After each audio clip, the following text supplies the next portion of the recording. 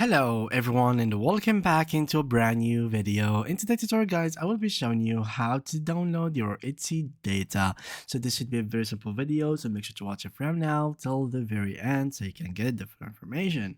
Now, how can we download our Etsy data? It's very simple, few clicks and you will get there.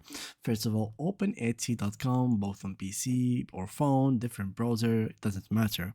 Click then on sign in. Once you are here, just put your informations or credentials and log in straight into your account.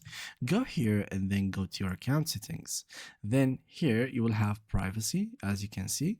Click on it and you'll have all of these kind of things. So here you will be able to download data, as you can see. So you can download a zip file of your Etsy personal information provided in both CSV and JSON file formats. Here also you will be able to permanently ask for your account to be deleted and all your information to be deleted, so you cannot be restored anymore. So this is something risky. There is request and request here, so make sure that you are not requesting deletion of your account or data. You are requesting your data for download, not the vice versa, because this one will save your data, this one is gonna ruin your data and get it deleted immediately.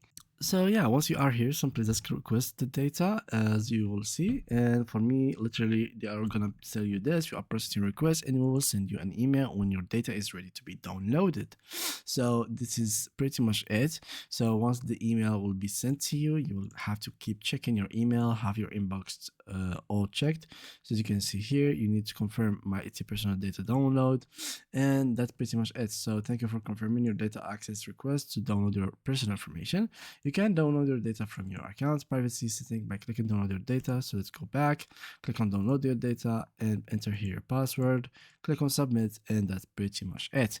And yeah, that was it for today's video guys. Thank you for watching and see you guys in the next upcoming video.